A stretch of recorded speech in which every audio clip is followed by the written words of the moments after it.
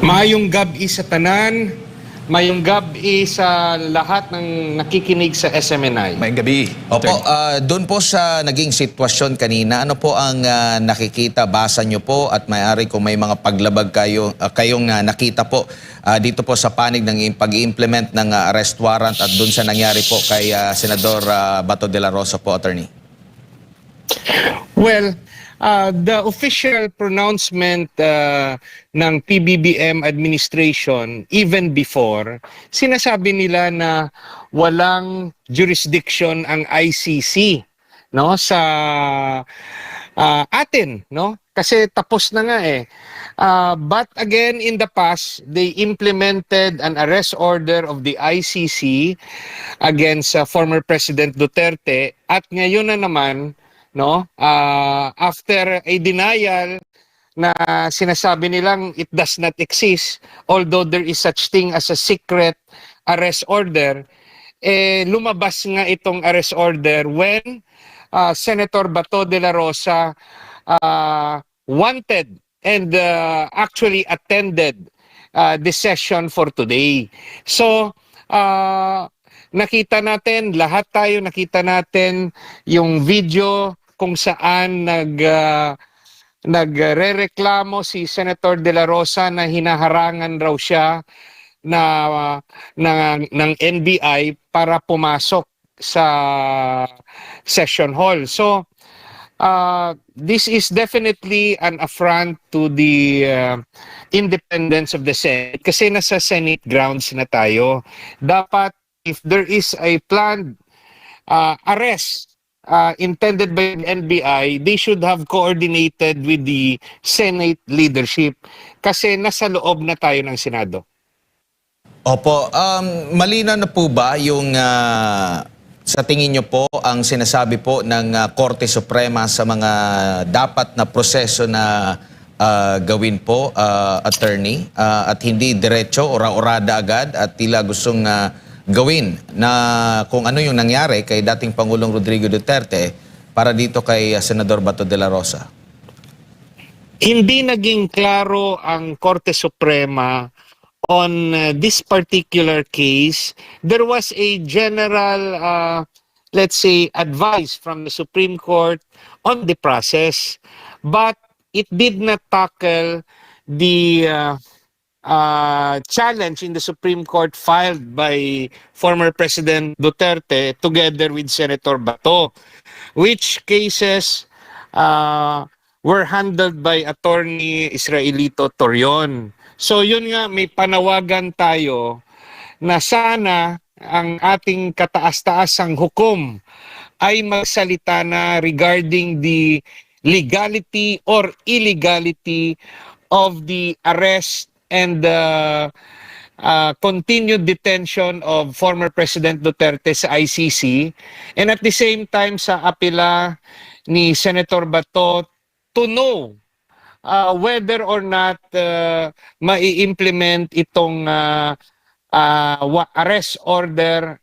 against him because yan yung nabalitaan niya. Now, for a long time, there is a claim na such a warrant exists, but there is also a denial from the ICC that it exists. But they also clarified that they are allowed to issue secret arrest order kasi part of their proceedings to ensure that they will be able to implement such an order. Now, we must remember that we are under Philippine jurisdiction. So, dapat para maiwasan natin ang kaguluhan at maiwasan ang confusion, umaapila ako at marami sa inyong umaapila sa Korte Suprema, magsalita na po kayo. Give us a guide and give us in particular your decision regarding sa pag-aresto kay Tatay Digong at ngayon sa planong pag-aresto kay Senator Bato de la Rosa. Attorney, si Jade po ito. Ngayon ay isinailalim po sa Senate Protective Custody ang senador. Mapipigilan kaya ito? Makakaya bang gibain yan at makayang hulihin si Senador Bato de la Rosa kung sakali mang ilabas na itong arrest warrant na ito? Kung meron naman ito, attorney? On theory, the Senate grounds must be respected on theory, no? But what can stop the military or the police from entering the Senate grounds and overwhelmingly, let's say, implementing a mission dictated upon them by their superior to arrest Senator De La Rosa based on an ICC warrant? Nasasabihin ng Philippine government, they are waiving its right, no, to course through the regular process, the situation of Senator De La Rosa, and they will voluntarily surrender the person of Senator De La Rosa to the ICC. So, sino makakapigil kung yung mga ordinaryong kapulisan at militar ay under orders ng kanilang superior?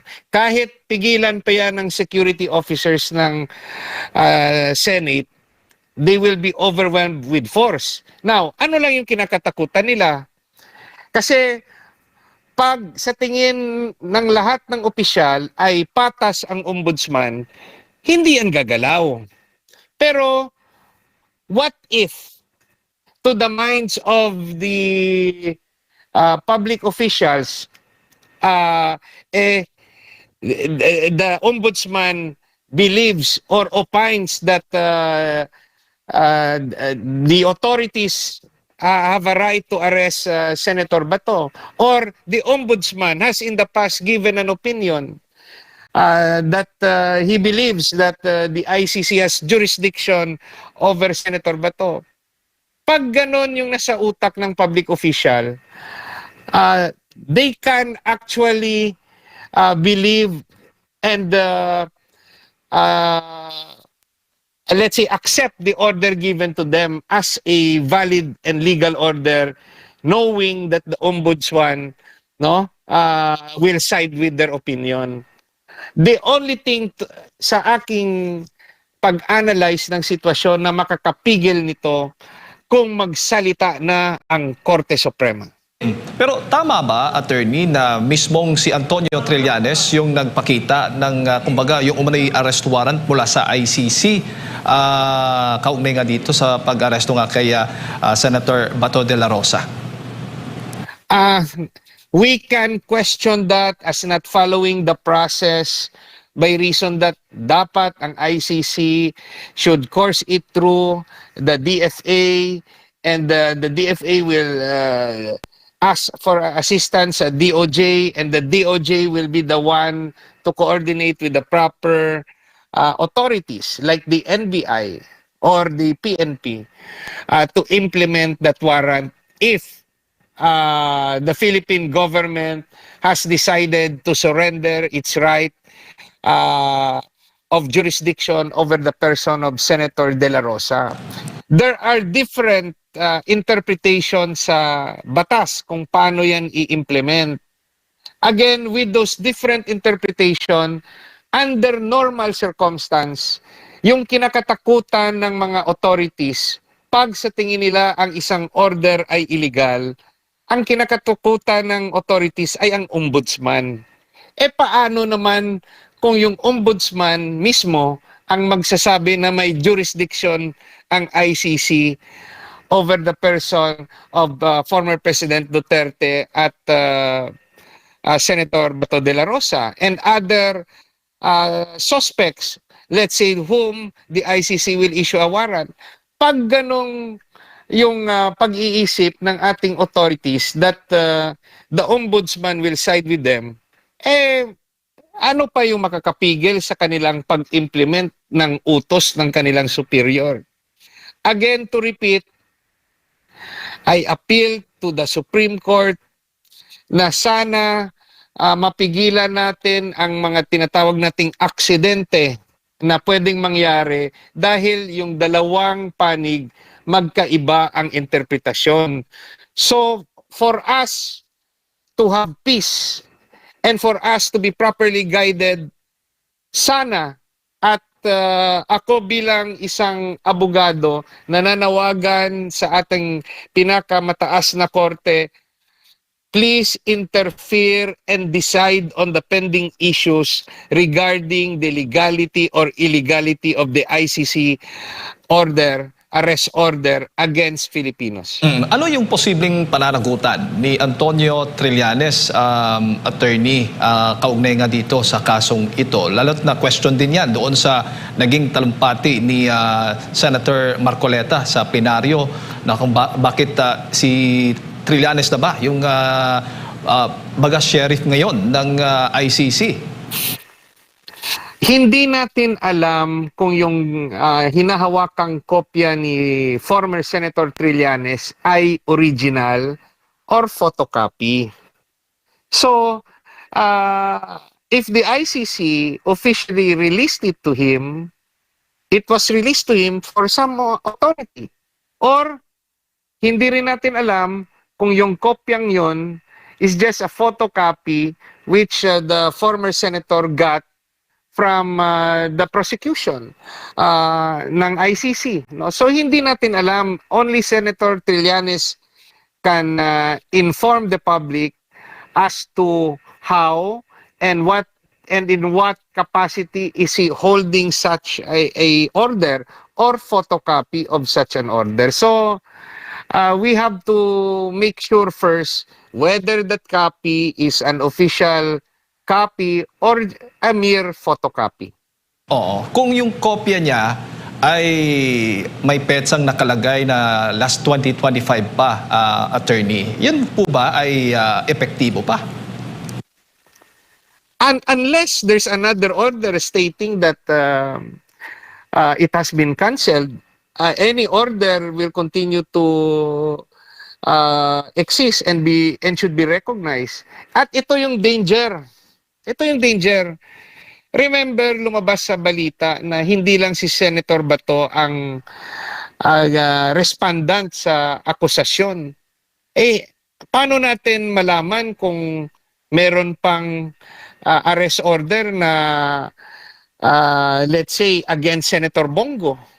Kasi sa balita, lumabas rin na Senator Bongo is one of those being complained against.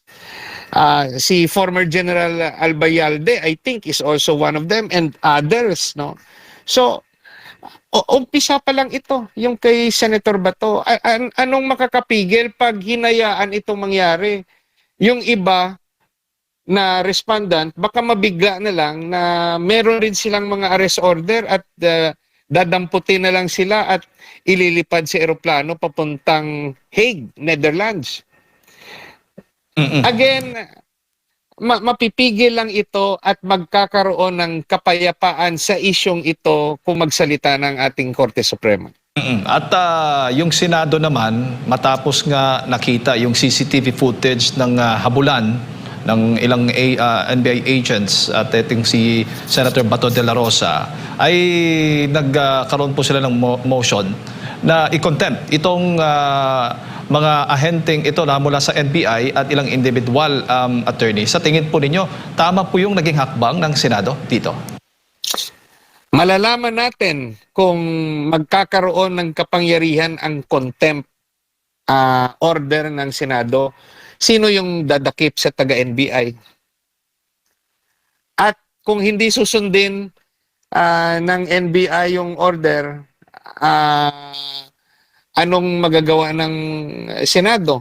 Magrereklamo sila sa ombudsman na kakasuhan yung NBI leadership for not surrendering their men.